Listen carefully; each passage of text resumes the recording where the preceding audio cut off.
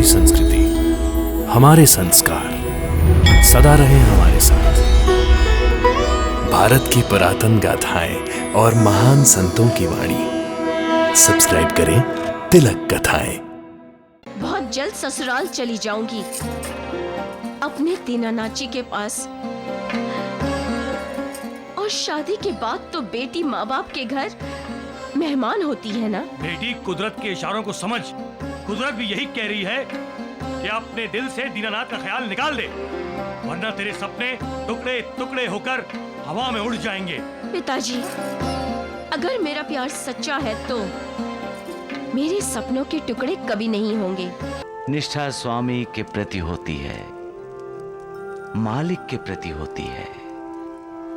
निष्ठा माँ बाप के प्रति होती है और निष्ठा पति के प्रति, पत्नी के प्रति होती है। निष्ठा एक पहाड़ की तरह है जो कभी टूटता नहीं है।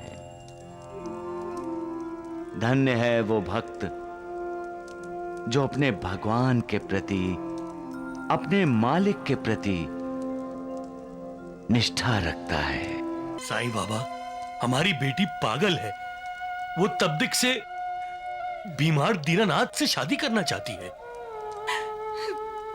साईं बाबा, उसे बचा लीजिए, वरना हम अपनी बेटी खो देंगे। मोक्ष की उम्मीद में निकला हुआ साधक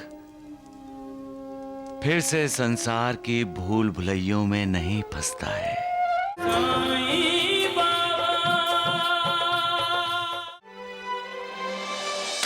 आज से तुम्हारा इस दीनानाथ से कोई रिश्ता, कोई नाता नहीं है।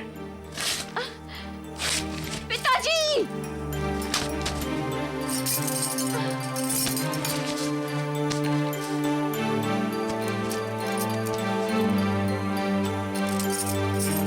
पिताजी, तस्वीर फटने या टूटने से अगर रिश्ते टूट जाते तो दुनिया में कोई भी रिश्ता नहीं रहता। इनसे तो मेरा जन्म जन्म का रिश्ता है। तुझे पता नहीं है, महादेव जी के यहाँ से संदेश आया है, तेरी और दीनानाथ की शादी नहीं होगी। फिर वही बात, शादी तो हम दोनों की हो गई है। हे भगवान, इसे कौन समझाए? दीनानाथ को तपेदिक हुआ है। माँ, अगर शादी के बाद पिताजी को ऐसी कोई बीमारी हो जाती तो क्या तुम शादी में किए गए सारे वादे, कसमें, वचन तोड़ देती क्या? बेशरम! पागल हो गई हो?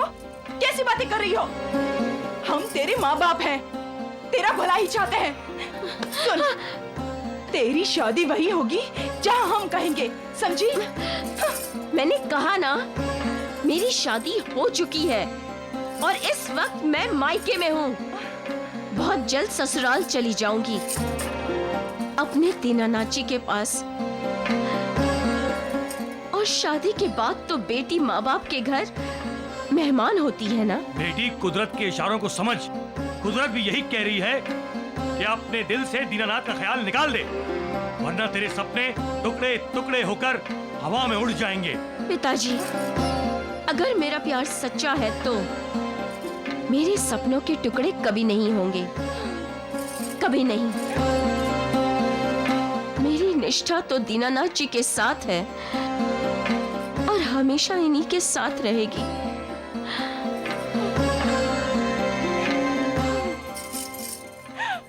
श्रद्धा और विश्वास का दूसरा नाम निष्ठा है।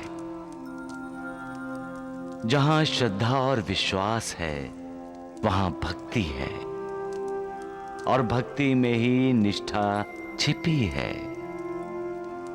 जहां निष्ठा नहीं है वहां धोखा है, घात है। निष्ठा स्वामी के प्रति होती है, मालिक के प्रति होती है। निष्ठा माँ बाप के प्रति होती है और निष्ठा पति के प्रति, पत्नी के प्रति होती है। निष्ठा एक पहाड़ की तरह है जो कभी टूटता नहीं है। धन्य है वो भक्त जो अपने भगवान के प्रति, अपने मालिक के प्रति निष्ठा रखता है। सबका मालिक एक।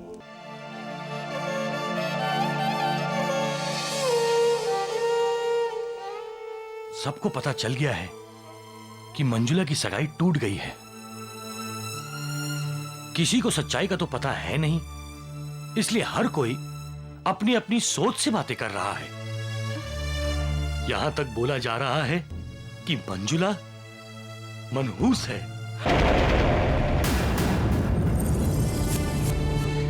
देखो कमला, अब हमें कोई ना कोई लड़का जल्द से जल्द ढूंढकर मंजुला की शादी कर देनी चाहिए। हाँ, आप ठीक कह रहे हैं। ना, मैं बिल्कुल शादी कहीं और नहीं करूंगी। करूंगी तो दीनानाथ जी के साथ ही करूंगी, नहीं तो शादी ही नहीं करूंगी।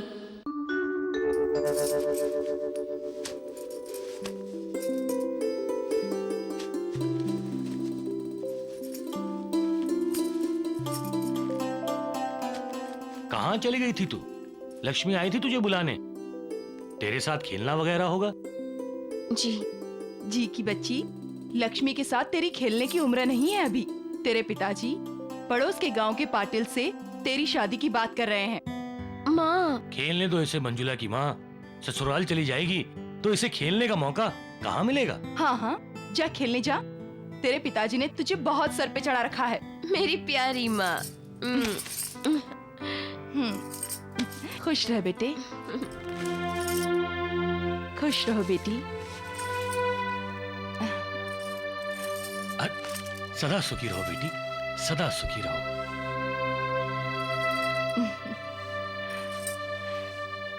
मंजुला, जल्दी आना। हाँ,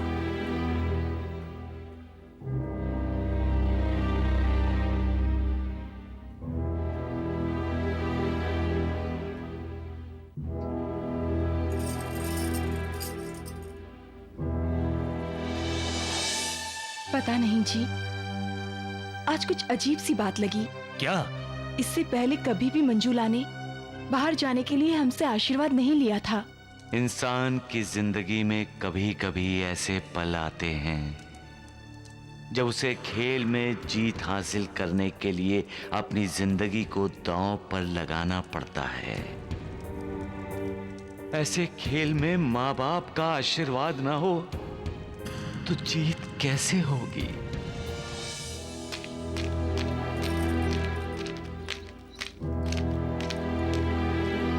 मंजुला दीदी, दीदी चलिए ना लंगड़ी खेलते हैं। नहीं लक्ष्मी, तुम ही खेलो। चलो ना दीदी, थोड़ी देर हमारे साथ भी खेलो। नहीं लक्ष्मी, मुझे बहुत जरूरी काम है। ऐसा कौन सा जरूरी काम है? क्या ससुराल जा रही हो? हाँ, ससुराल जा रही हूँ।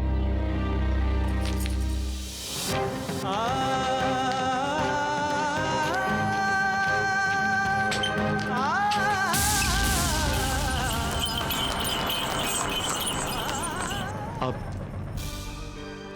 मालिक का बंदा मालिक को चुनौती देगा। अब भक्ति दांव पर लगेगी और भक्ति की शक्ति के सामने मालिक को भी झुकना पड़ेगा। बाबा, तो क्या अनहोनी होनी में बदल जाएगी? लोग कह रहे हैं कि मंजुला की शादी टूट गई, लेकिन लोग ये भूल जाते हैं कि शादी का पवित्र बंधन मालिक ऊपर तय करता है। इंसान इससे इनकार कैसे कर सकता है? तो क्या तपेदिक जैसी जानलेवा बीमारी वाले दीनानाथ से मंजुला की शादी होगी साईनाथ? सबका मालिक एक। बाबा,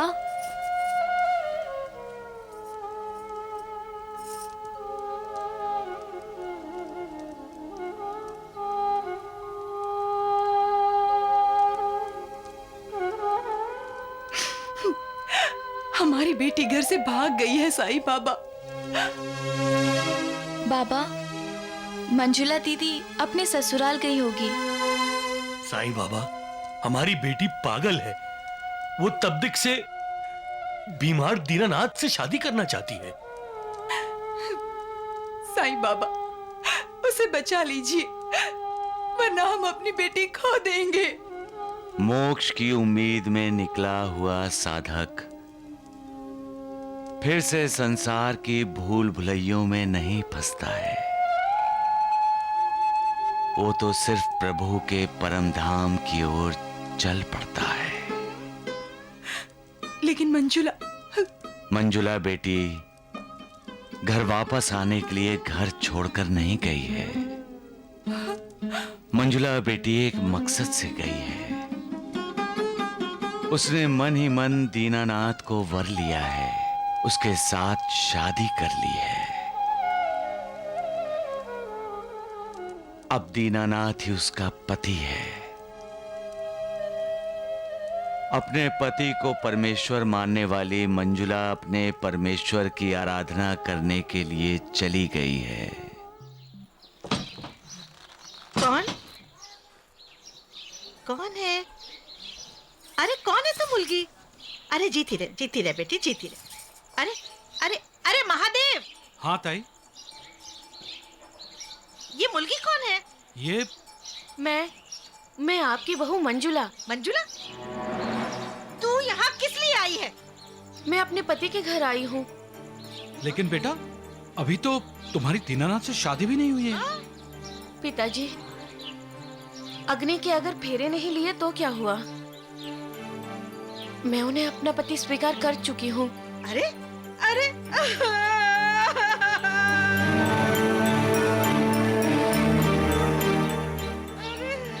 अरे इस चुड़ैल की वजह से हमने अपने दीनानाथ को खो दिया। दीदी शांत हो जाओ। अरे हमने दीनानाथ को खो दिया। अरे दीदी अरे दीदी आप क्या कर रही हो? दीदी क्या?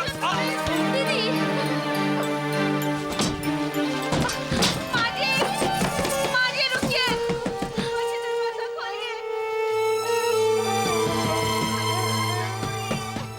मारिए, दरवाजा खोलिए। पिताजी दरवाजा खोलिए। दरवाजा खोलिए, मैं आपकी बहू हूँ। मुझे अंदर आने दीजिए। मुझे अंदर आने दीजिए। मुझे मेरे पति से मिलने दीजिए। मुझे उनसे मिलना है। मुझे अपने पति से मिलने दीजिए। मुझे उनसे मिलना है। सूरज को अंधेरा निकल सकता है क्या? क्या सच को छुपाया जा सकता है? क्या न्याय को कोई दबा सकता है? नहीं। तो फिर पतिव्रत को कोई अनदेखा कैसे कर सकता है? पतिव्रत एक महान तप है, ऐसा व्रत जो सूर्य से भी ज्यादा तेजस्वी है। एक पतिव्रता नारी का आदर सम्मान तो देवता भी करते हैं। अगर हम पतिव्रत को तराजू के एक पलड़े में रखें और दूसरे पलड़े में सारी दुनिया को, तो भी पतिव्रत का पलड़ा भारी होगा। यही है पतिव्रत की महिमा। सबका मालिक एक। माँ जी, दरवाजा खोलिए। दरवाजा खोलिए माँ जी।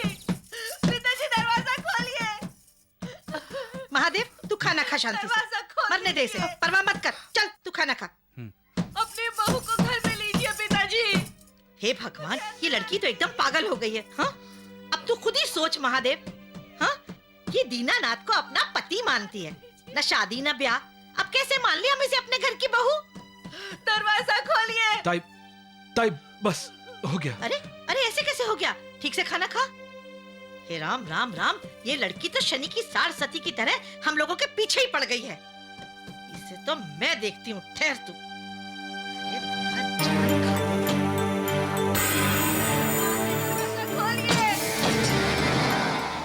कितनी दयालु हैं। दयालु?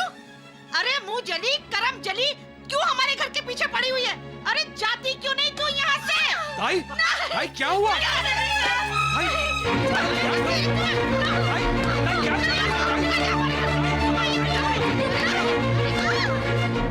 हारे हुए इंसान को लोग सहारा क्यों नहीं देते? जो आपसे प्यार की उम्मीद रखता है उसे लोग नफरत क्यों देते हैं? जो आपके पास आना चाहता है उससे दूर क्यों भागते हैं? इंसान ही इंसान का दुश्मन क्यों बन जाता है? कभी कभी बोले हुए दो मीठे शब्द हारे हुए इंसान को जीने की उम्मीद दे देते हैं। तो फिर कठोर क्यों हो जाता है इंसान? छोड़ो नहीं, मैं तुझे आज आखिर हमारे दीनानाथ को तूने मार दिया। हमारी जान के पीछे पड़ी हुई है तू। नहीं छोड़ोगे तुझे मैं।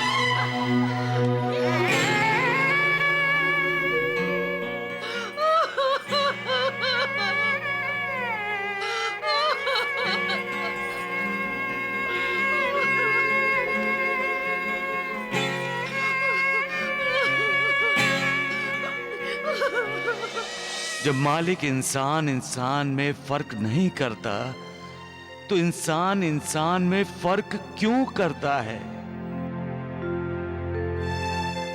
इंसान को यह जानना जरूरी है कि जब इंसान दूसरे इंसान को ठोकर मारता है तो मालिक को दुख होता है।